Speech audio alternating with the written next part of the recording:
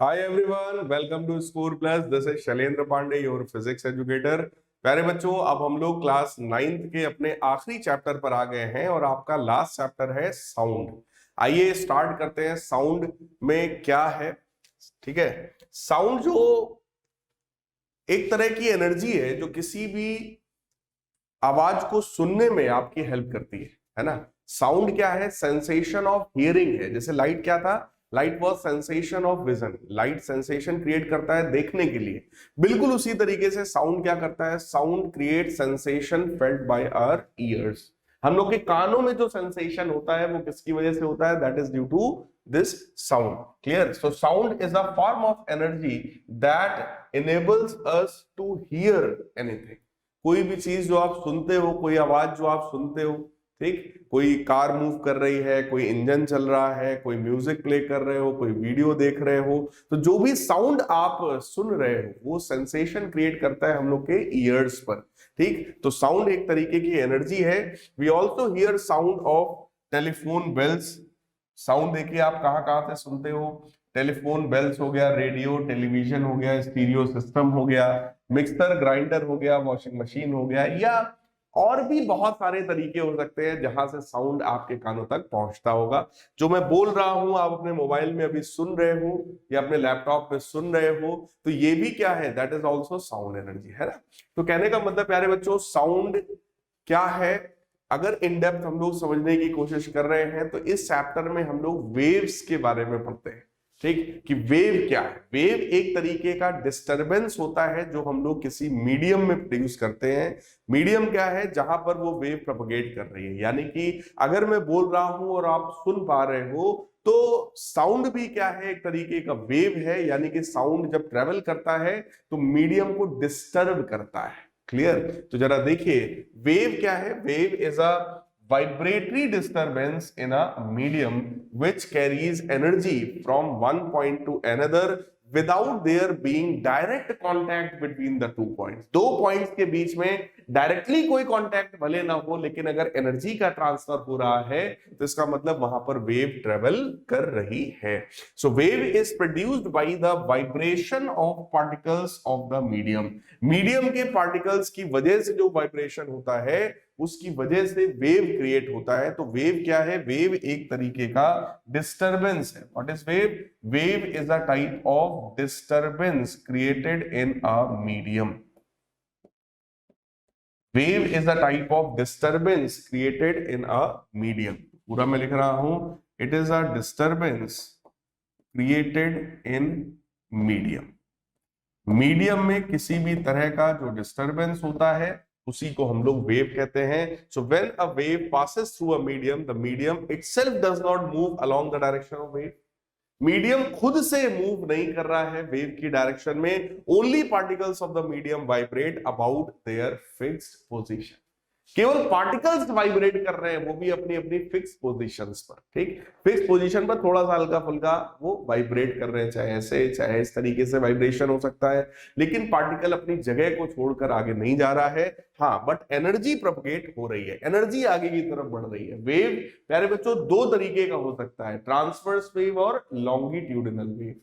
Longitudinal wave का मतलब यह होता है कि अगर वेव आपका एक्स डायरेक्शन में जा रहा है, अगर वेव एक्स डायरेक्शन में जा रहा है और मीडियम के पार्टिकल्स आपके एक्स डायरेक्शन में ही वाइब्रेट कर रहे हैं, means like this.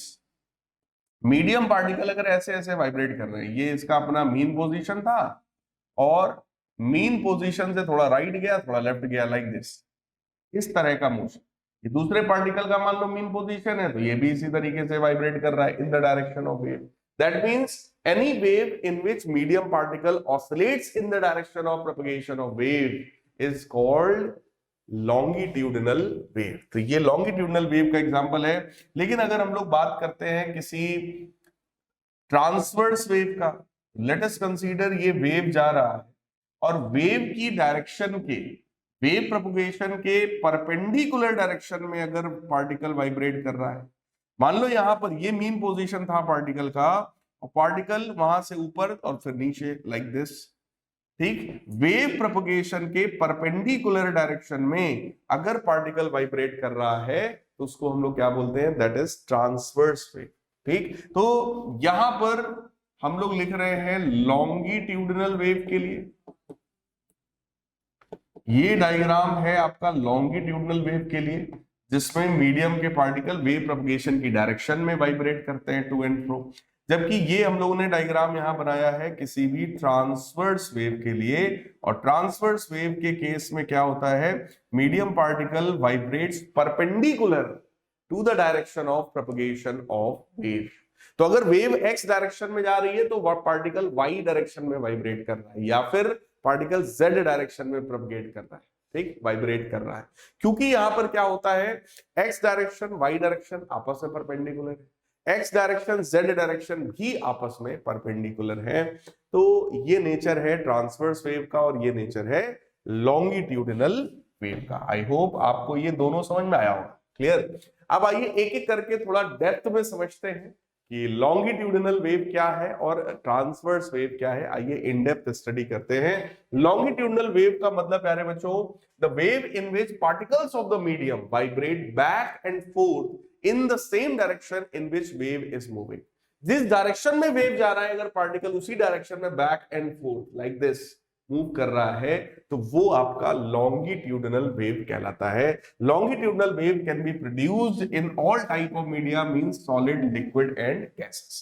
Longitudinal wave आप सॉलिड, लिक्विड, गैसेस तीनों तरह के मीडियम में प्रोड्यूस कर सकते हो। तो जरा चेक करिए, वेव आपका इसी डायरेक्शन में जा रहा है और मीडियम पार्टिकल भी आपका इसी डायरेक्शन में वाइब्रेट कर रहा है, तो उसको हम लोग क्या बोलते हैं, that is longitudinal wave. Example के तौर पे अगर मैं आपको बताऊं प्यारे बच्चों, तो जो साउंड आप सुन रहे हो, साउंड कैसा वेव है, लॉन्गिट्यूडिनल वेव।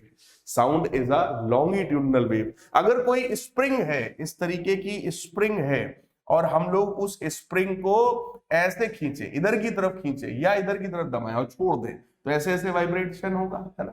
तो ये जो वेव यहां पर क्रिएट हो रहा है, that wave is also longitudinal wave. तो एग्जाम्पल पे देखो, यही मैंने एग्जाम्पल आपको यहाँ पे दिए भी है।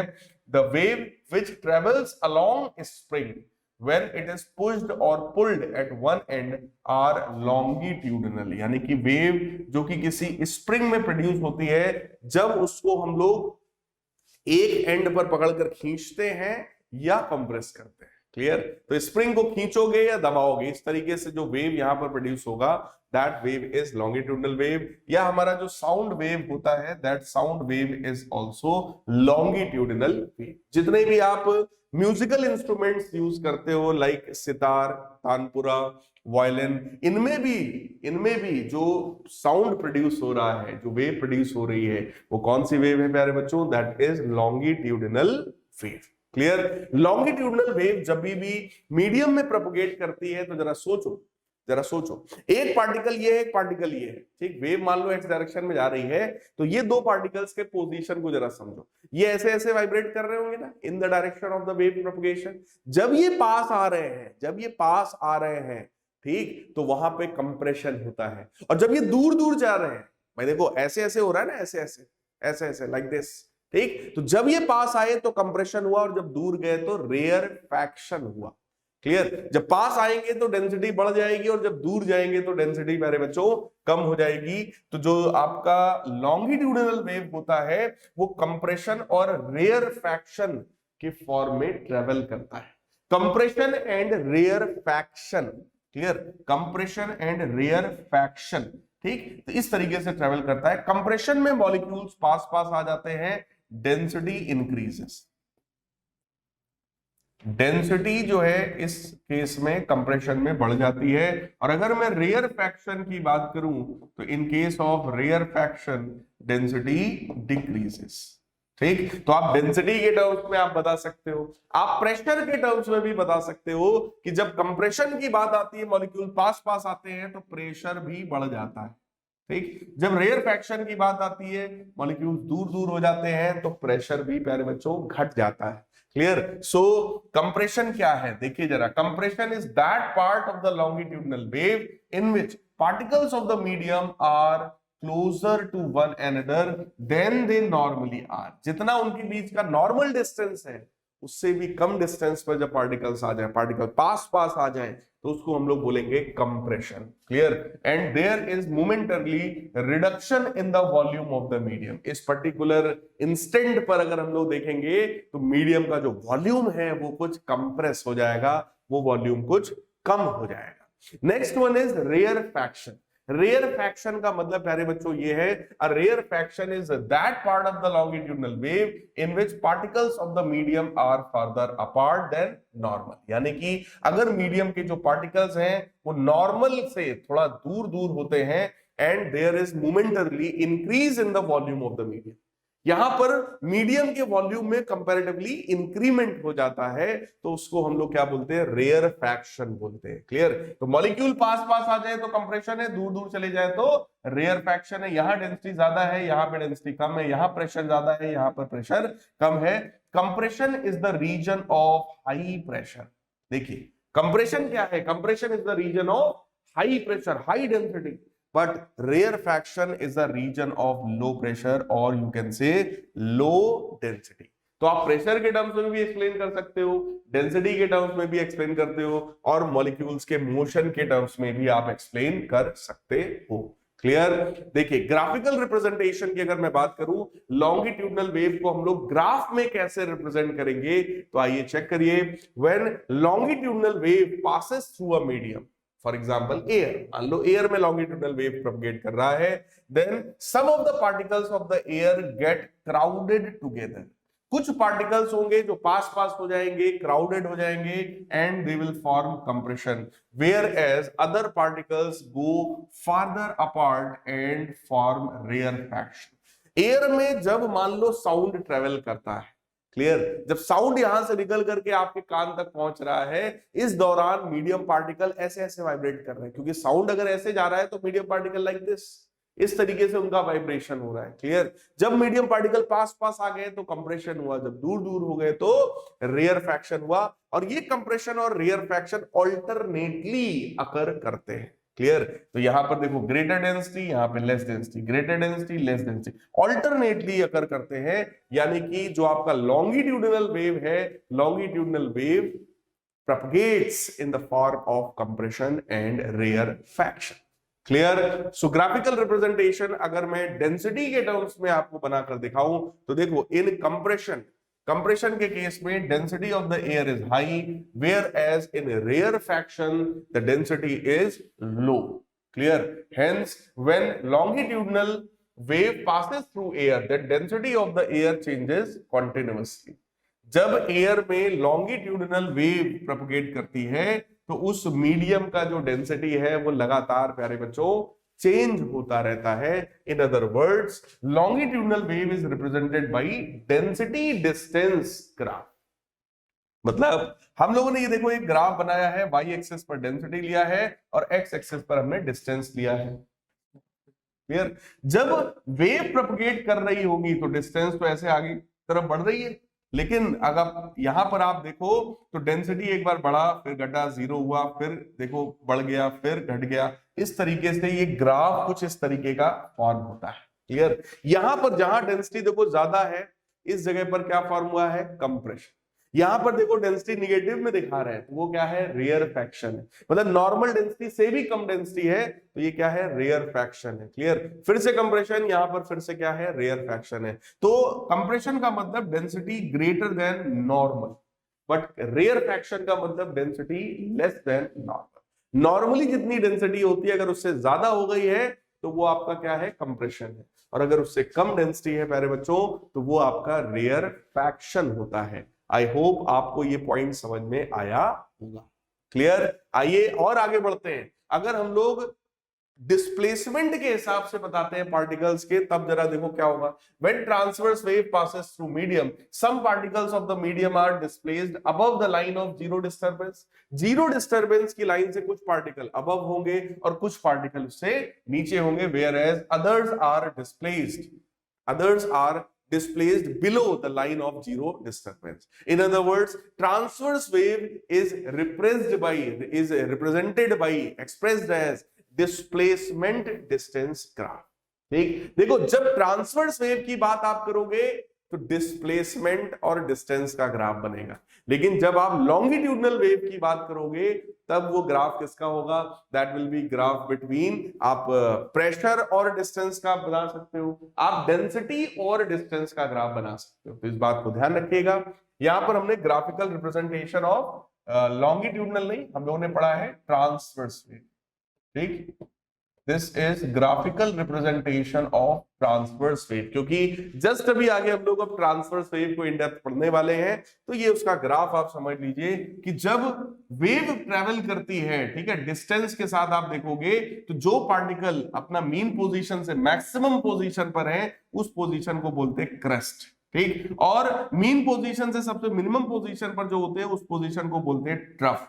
क्लियर? तो क्रस्ट है, ये ट्रफ है, ये क्रस्ट है, ये ट्रफ है। ऑल्टरनेटली क्रस्ट और ट्रफ होते हैं अगर हम लोग ट्रांसवर्स वेव की बात करें। अभी हम लोग इन डेप्थ पढ़ेंगे। फिलहाल देखो यहां पर मैंने कंपेयर करके आपको ये दिखा दिया है कि लॉन्गिट्यूडिनल वेव के केस में ग्राफ किसका बनेगा? डेंसिटी डिस्टेंस का।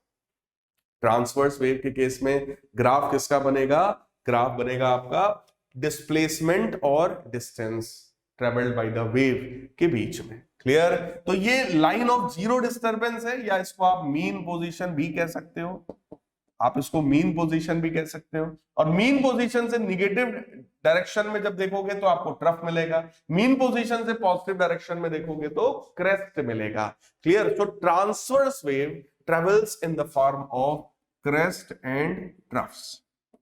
Transverse wave travels in the form of crest and troughs. लेकिन अगर हम लोग बात करेंगे तो लॉन्गिट्यूडिनल वेव जो है that travels in the form of compression and रेयरफैक्शंस।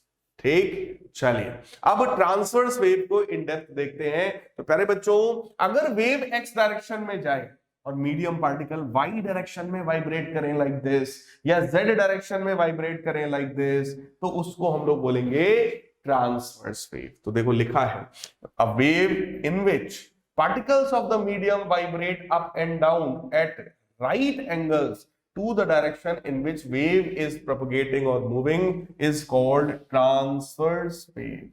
तो ऐसा वेव जिसमें पार्टिकल्स का जो वाइब्रेशन है वो वेव प्रोपगेशन के परपेंडिकुलर डायरेक्शन में। ठीक, वेव एक्स में जाए तो पार्टिकल ऐसे ऐसे वाइब्रेट अगर कर रहा हो तो प्यारे बच्चों वो ट्रांसवर्स वेव कहलाता है। Transverse wave can be produce only in solid and top layer of liquid but not in gases. Solid में प्रोड्यूस हो सकता है, लिक्विड के टॉप लेवल पर प्रोड्यूस हो सकता है, लेकिन गैसेस में प्रोड्यूस नहीं हो सकता है। क्यों नहीं हो सकता है इसके बारे में आप 11th में पढ़ेंगे, लेकिन मैं आपको हिंट दे रहा हूं, परेशान ना होइए। सॉलिड जो होता है उसमें रिजिडिटी होती है, ठीक, उसमें इलास्टिसिटी की प्रॉपर्टी होती है। लिक्विड की टॉप लेयर पे सरफेस टेंशन होता है प्यारे बच्चों, लिक्विड की टॉप लेयर पर सरफेस टेंशन होता है, इसलिए लिक्विड की टॉप सरफेस पे ये फ्लो कर पाता है, लेकिन लिक्विड के बल्क में यानी लिक्विड के अंदर ये फ्लो नहीं कर पाता। गैसेस में बिल्कुल नहीं कर पाता, क्योंकि गैसेस में इलास्टिसिटी की प्रॉपर्टी नहीं होती है।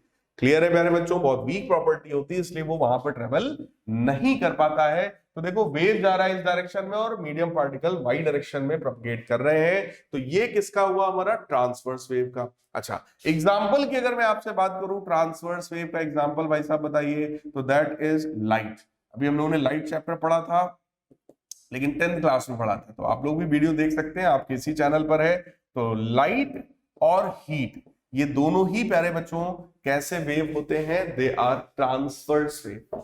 ठीक, साउंड कैसा वेव है? साउंड आपका लॉन्गिट्यूडनल वेव है, बट लाइट और हीट ये दोनों ही कैसे वेव्स हैं? They are transverse waves. Clear? तो ट्रांसवर्स वेव का अगर हम लोग यहां पर चेक करें कि कैसे आप प्रोड्यूस कराओगे, तो देखो अगर स्प्रिंग को ऐसे ऐसे खींचते हो और दबाते हो तो उसमें लॉन्गिट्यूडनल वेव प्रोड्यूस हो रहा था, लेकिन इसी स्प्रिंग को अगर आप ऐसे ऐसे करते हो, ठीक है, इसी स्प्रिंग को ऐसे ऐसे अगर आप करते हो तो चेक करिए इस तरीके का शेप बन जाएगा, इस तरीके का शेप बन जाएगा स्प्रिंग का। ये स्प्रिंग में कौन सा वेव प्रोपगेट हो रहा है? Transverse wave. क्लियर? तो देखिए जरा, the wave produced by moving one end of a long spring up and down rapidly whose other end is fixed are transverse wave.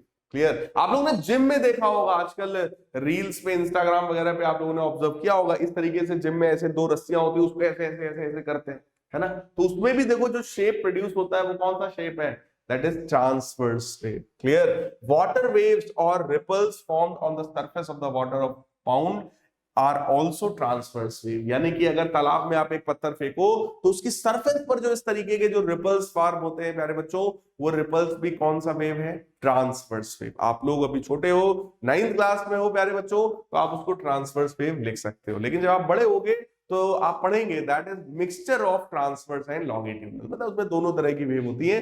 But ठीक है, 9th क्लास में हम लोग कह सकते हैं कि ये कौन सा वेव है, that is transverse wave. Clear. I hope आप समझ पाए होंगे। तो लाइट हो गया, हीट हो गया, ये कैसी वेव्स हैं, दे आर ट्रांसवर्स वेव्स। ठीक, तो देखो जरा ट्रांसवर्स वेव के बारे में और समझिए। कह रहे transverse wave travels longitudinally, sorry horizontally in a medium. Transverse wave किसी भी मीडियम में हॉरिजॉन्टल डायरेक्शन में ट्रेवल कर रहा है, but medium particle vertical direction में ट्रेवल कर रहा है। ठीक, the particles of the medium vibrate up and down in the vertical direction. तो इस तरीके का है कि अगर ये मीडियम पार्टिकल है, ये जो लाइन है, ये लाइन आपकी जीरो डिस्टरबेंस वाली लाइन है, यानी कि ये मीन पोजीशन वाली लाइन है प्यारे बच्चों। ठीक, तो अगर ये मीन पोजीशन है तो मीन पोजीशन से जो पार्टिकल ऊपर गए तो वो पोजीशन क्रस्ट है, नीचे गए पार्टिकल्स तो वो पोजीशन ट्रफ है। क्लियर। तो ये क्रस्ट है, ये ट्रफ है, फिर से क्रस्ट है, ये फिर से ट्रफ है। क्लियर। तो ये जो होता है इसको हम लोग क्या बोलते हैं, that is the propagation of transverse wave. Clear. Mean position से मैक्सिमम डिस्प्लेसमेंट पर जो पार्टिकल्स हैं वो क्रस्ट पर है, और मीन पोजीशन से जो मिनिमम डिस्प्लेसमेंट पर है, सबसे नीचे हैं, they are at trough. Clear. आइए थोड़ा सा और हम लोग डेप्थ में पढ़ते हैं कि आखिर ये क्रेस्ट और ट्रफ क्या है। ठीक, तो जरा देखो, द एलिवेशन और हम्प, ये जो एलिवेशन आपको देखने को मिलता है और hump in a transverse wave is called crest. Elevation or hump formed in the transverse wave is called crest. In other words, crest is that part of the transverse wave which is above the line of zero disturbance of the medium. Zero disturbance वाली line के ऊपर जो आपको maximum ऊपर जो point मिलता है, that is what? That is crest. ठीक, जीरो डिस्टर्बेंस वाली लाइन से सबसे नीचे जो पॉइंट मिलता है, दैट इज ट्रफ। तो देखिए, द डिप्रेशन और hollow in transverse wave is called trough. In other words, the trough is that part of the transverse wave which is below the line of zero disturbance. Simple सी बात। Zero disturbance वाली line के ऊपर जो मिल रहा है वो crest है, और नीचे जो मिल रहा है वो आपका ट्रफ होता है। आई होप आपको प्यारे बच्चों समझ में आया। क्लियर। तो अभी तक मैंने आपको क्या बताया, मैंने आपको ये बताया कि वेव क्या है। वेव एक तरीके का डिस्टरबेंस है जो हम लोग किसी मीडियम में क्रिएट कर सकते हैं। ठीक, वेव प्रोपगेट करता है, वेव अपने साथ एनर्जी और मोमेंटम कैरी करता है, लेकिन पार्टिकल्स को कैरी नहीं करता है। ठीक, पार्टिकल अपनी ही जगह पर वाइब्रेट हो रहे हैं, इसीलिए वेव दो तरह की है, एक ट्रांसवर्स वेव, एक लॉन्गिट्यूडनल वेव। लॉन्गिट्यूडनल वेव का मतलब वेव अगर एक्स डायरेक्शन में जाए, मीडियम पार्टिकल एक्स में ही वाइब्रेट अगर कर रहा है, तो ये आपका लॉन्गिट्यूडनल वेव। वेव एक्स में जाए, मीडियम पार्टिकल वाई डायरेक्शन में वाइब्रेट करे या जेड डायरेक्शन में वाइब्रेट करे, तो ये आपका ट्रांसवर्स वेव है। क्लियर। लॉन्गिट्यूडनल वेव जो होता है वो कंप्रेशन और रेयर फ्रैक्शन के फॉर्म में ट्रेवल करता है। मीडियम पार्टिकल ऐसे ऐसे करते हैं, तो जब पास आते हैं तो कंप्रेशन, और जब दूर जाते हैं तो रेयर फ्रैक्शन। क्लियर। लेकिन अगर हम लोग ट्रांसवर्स वेव की बात करें तो उसमें क्रस्ट और ट्रफ, जब ऊपर पार्टिकल जाएगा तो क्रस्ट, और जब नीचे पार्टिकल आएगा तो trough. Clear. So transverse wave travels in the form of crest and troughs. Clear है। आई होप आपको समझ में आया होगा। Clear. Now we are going to study characteristics of sound waves. प्यारे बच्चों, साउंड वेव्स की कैरेक्टरिस्टिक को जरा समझिए, जरा चेक करो यहां पर क्या हो रहा है। वेव इस तरीके की हम लोगों ने बनाकर दिखाया, यहां पर कुछ सर्टेन कैरेक्टरिस्टिक्स। क्या? सबसे पहली कैरेक्टरिस्टिक हमारे पास है वेव लेंथ। सबसे पहली कैरेक्टरिस्टिक क्या है? वेव लेंथ, यानी कि it is the length of the wave. Wave का लेंथ है। क्लियर। अगर एक वेव की हम लोग बात करें प्यारे बच्चों, तो एक वेव आपका, वेव की अगर मैं बात करूं तो एक वेव आपका ऐसे बनता है, यहां से शुरू होगा यहां पे, देखो इस पॉइंट से लेकर इस पॉइंट तक। ठीक, यहां पर टाइम 0 है, यहां पर टोटल टाइम हो गया, इस टाइम को बोलते हैं टाइम पीरियड। क्या बोलते हैं, टाइम पीरियड। टोटल एक टाइम पीरियड में वेव जितना डिस्टेंस ट्रेवल करता है उसी को क्या बोलते हैं, wave length. So wave length is the distance travelled by the wave in one time period. Clear, ठीक। अब जरा देखो और भी कई तरह की डेफिनेशंस हैं, लिखा हुआ है the minimum distance in which sound wave repeat itself is called wavelength. वो मिनिमम डिस्टेंस जिसमें साउंड वेव खुद को रिपीट करता है उसी को क्या बोलते हैं, वेवलेंथ। जरा चेक करो, इतना डिस्टेंस होने के बाद ही तो ये वेव खुद को फिर से रिपीट करेगा, लाइक दिस, है ना। तो ये डिस्टेंस, ये डिस्टेंस, ये डिस्टेंस, आपस में ये सारी डिस्टेंसेस बराबर होंगी। क्लियर, तो उसी को हम लोग क्या बोलते हैं, वेव लेंथ बोलते हैं। So the minimum distance in which sound wave repeat itself is called wave length. In most simple words, it is the length of one complete wave. ठीक, एक कंप्लीट वेव का जो लेंथ होता है, length of a complete wave is called wavelength. या फिर दो successive crest, एक क्रेस्ट ये देखो, उसके जस्ट बाद वाला क्रेस्ट ये है, दो सक्सेसिव क्रेस्ट या दो सक्सेसिव ट्रफ्स के बीच का जो डिस्टेंस होता है प्यारे बच्चों, that is also known as wavelength. Clear, the distance between two successive crest or two successive troughs is also known as wavelength. So wavelength is denoted by a Greek letter lambda. lambda को हम लोग ऐसे represent करते हैं, इस symbol से represent करते हैं। In sound wave combined length of compression and adjacent rarefaction is called wavelength. ठीक है, तो कंप्रेशन और रेयरफैक्शन, अगर हम लोग लॉन्गिट्यूडनल वेव की बात कर रहे हैं तो एक कंप्रेशन और एक रेयरफैक्शन के बीच का ये जो टोटल डिस्टेंस होता है प्यारे बच्चों, उसी को क्या बोलते हैं हम लोग, that is known as wave length. Clear, wave length की मैंने 3-4 डेफिनेशंस आपको बता दिया। ठीक है, सबसे पहला डेफिनेशन क्या था, minimum distance in which sound wave repeat itself is called wavelength. ठीक, दूसरा डेफिनेशन मैंने आपको क्या बताया, it is the distance between two successive crest और ट्रफ्स। तीसरा डेफिनेशन है, it is the length of one complete wave, एक वेव का कंप्लीट लेंथ होता है वेवलेंथ। और चौथा डेफिनेशन मैंने आपको क्या बताया, it is the distance travelled by the wave in one time period. पांचवा डेफिनेशन मैंने आपको लॉन्गिट्यूडनल वेव के लिए बताया था कि it is the combined length of the compression and adjacent rarefaction. Compression और जस्ट बगल वाले रेयरफैक्शन के बीच का जो डिस्टेंस है उसी को मेरे लाल बाल गोपाल क्या बोलते हैं, वेव लेंथ। क्लियर है, अब आती है अपनी अगली definition. Next definition is amplitude. Amplitude का मतलब होता है प्यारे बच्चों, it is the maximum displacement, it is the maximum displacement covered from the line of zero disturbance. इसी को मीन पोजीशन भी बोलते हैं। मीन पोजीशन से जो मैक्सिमम डिस्प्लेसमेंट वेव किसी भी एक तरफ करता है, that is known as amplitude.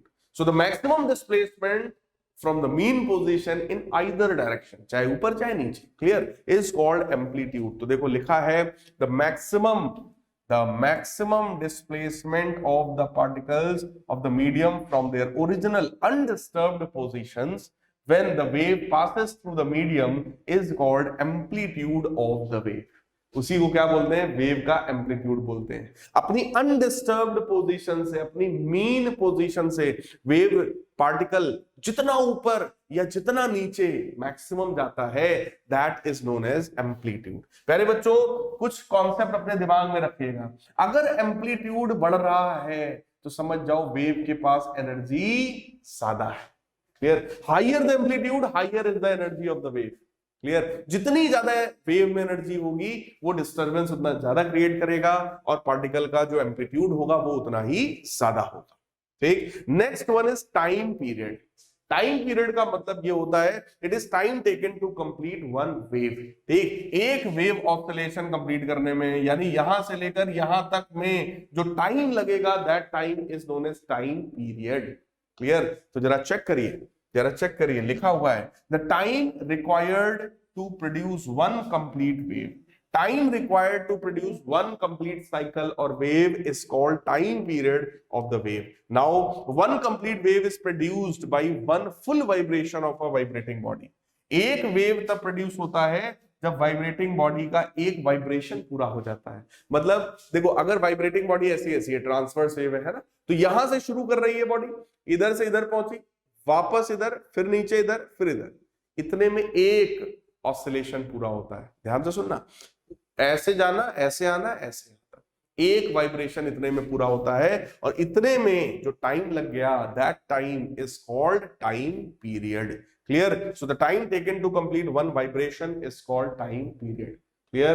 So time taken to complete one vibration, or time taken to complete one cycle, time taken to complete one oscillation of the particle is called time period.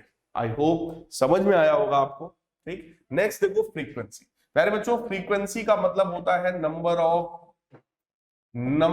Of cycles, number of oscillations, number of vibrations in 1 second. एक second में होने वाले vibrations को क्या बोलते हैं? Frequency. So number of vibrations in 1 second is called frequency. Number of oscillations in 1 second is called frequency. Number of revolutions completed in 1 second is called frequency. Simple. ठीक, तो देखो लिखा है, the term frequency tells us the rate at which waves are produced. किस rate से wave produce हो रही है, एक सेकंड में कितनी वेव प्रोड्यूस हो रही है, उसी को हम लोग बोलते हैं frequency. So the number of complete waves, the number of complete waves और cycles produced in 1 second is called frequency. एक सेकंड में जितनी वेव प्रोड्यूस हो जाए उसको फ्रीक्वेंसी बोलते हैं। सो नंबर ऑफ वाइब्रेशंस पर second is also called frequency. तो मैं हर एक चीज के 2-2 3-3 4-4 डेफिनेशंस आपको बता रहा हूं। फार्मूला क्या है? Frequency is reciprocal of time period. Frequency 1 upon time period को हम लोग कहते हैं। क्लियर? देखो टी सेकंड्स लग जाते हैं एक वेव कंप्लीट होने में। क्लियर? तो एक वेव के कंप्लीट होने में जो समय लगे वही तो टाइम पीरियड होता है। क्लियर? सो टी सेकंड्स का समय लगता है एक वेव में, टी सेकंड्स का टाइम लगता है एक वेव में। तो बेटा एक सेकंड का टाइम लगेगा 1/t वेव्स में, और एक सेकंड में जो वेव्स प्रोड्यूस हो जाए उसी को क्या बोलते हैं? फ्रीक्वेंसी। इसका मतलब फ्रीक्वेंसी इज इक्वल टू क्या होता है? 1 upon time period. Frequency is equal to 1 upon time period. तो अगर फ्रीक्वेंसी का यूनिट आप पूछोगे, फ्रीक्वेंसी का भाई साहब यूनिट आप पूछोगे, तो वो क्या होगा? सेकंड इनवर्स, है ना? या उसी को हम क्या लिख सकते हैं? पर सेकंड। या फिर उसी को हम लोग क्या लिख सकते हैं? हर्ट्ज। क्या लिख सकते हैं? हर्ट्ज। ठीक। सो फ्रीक्वेंसी का यूनिट क्या हुआ? सेकंड इनवर्स, पर सेकंड या हर्ट्ज। शॉर्ट फॉर्म में हर्ट्ज को ही लिखते हैं HZ, capital H small z, hertz. ठीक, चलिए फिर आती है पांचवी property, that is speed of the wave, और we can say velocity of the wave. ठीक, स्पीड ऑफ द वेव और velocity of the wave. So the distance travelled by the wave in 1 second is called velocity of the wave. ठीक, distance travelled by the wave in 1 second is called speed of the wave, velocity of the wave. Clear? The velocity of the wave is represented by letter V. The SI unit of velocity is meter per second. देखो velocity किसी भी चीज की हो, simple है, उसका जो unit होगा वो मीटर पर सेकंड ही होगा। यानी कि distance travelled by the wave in 1 second, एक unit time period is called velocity of the wave. Simple सी बात है। कोई भी ऑब्जेक्ट की वेलोसिटी क्या होती है? डिस्टेंस ट्रेवल्ड पर unit time is called speed. ठीक, वही तो यहां पर भी है, distance travelled by the wave पर unit time is called speed of the wave. Simple सी बात है। ठीक, अब आते हैं हम लोग प्यारे बच्चों अपने आखिरी कॉन्सेप्ट पर आज के सेशन का, और वो लास्ट कॉन्सेप्ट है आपका relationship between velocity, frequency and wavelength of the wave. This is a very simple as well as important derivation. ठीक, वेलोसिटी, फ्रीक्वेंसी और वेवलेंथ के बीच में क्या रिलेशन है, तो जरा चेक करिए। लेट अस सपोज एक ट्रांसवर्स वेव है, और वो ट्रांसवर्स वेव इस तरीके से ट्रेवल करती है। यहां पर टाइम 0 था, यहां पहुंचते पहुंचते टाइम उसका कैपिटल T हो गया, और इसी टाइम को हम लोग बोलो टाइम पीरियड बोलते हैं। इसी टाइम को हम लोग क्या बोलते हैं? Time period. तो एक्स एक्सिस पर हम लोगों ने देखो टाइम ले रखा है, वाई एक्सिस पर हम लोगों ने डिस्प्लेसमेंट ले रखा है। क्लियर? डिस्प्लेसमेंट ले रखा है। अब जरा आप सोचो, एक टाइम पीरियड में जो वो डिस्टेंस वेव ट्रेवल करता है, क्या वो लेमडा के बराबर होता है? इसी डिस्टेंस को तो वेवलेंथ बोलते हैं प्यारे बच्चों, है ना? तो स्पीड का मतलब होता है डिस्टेंस अपॉन टाइम।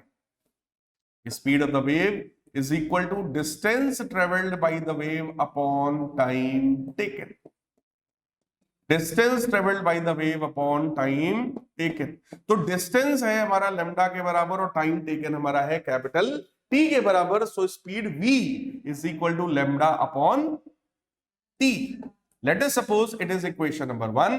और अगर हम लोग यहां पर बात करें फ्रीक्वेंसी, तो जरा ध्यान से देखिएगा, frequency of the wave f is equal to 1 upon time period. ये भी हम लोग अभी डिराइव कर चुके हैं।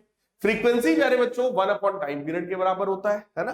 तो using equation 1 and 2, using equation 1 and 2, यानी कि from equation 1 and 2 we can write here v is equal to lambda by T, यानी कि लैम्डा टाइम्स 1 बाई टी। और प्यारे बच्चों इसी 1 बाई टी को हम लोग क्या लिख सकते हैं, f। तो फॉर्मूला बन जाएगा v is equal to f lambda. Clear? Speed of the wave is equal to frequency multiplied by wave length. तो यही था हमारा आज का अपना ये लेक्चर। और इस लेक्चर में हम लोगों ने क्या कवर किया कि भाई वेव क्या है। वेव एक तरीके का डिस्टरबेंस है जो आपने मीडियम में प्रोड्यूस किया। ठीक। साउंड क्या है, साउंड इज द वेव, वो भी कौन सा वेव, लॉन्गिट्यूडनल वेव है। Sound is the sensation of hearing, है ना। साउंड वो एनर्जी है जिसकी वजह से आपके ईयर्स में सेंसेशन क्रिएट होता है।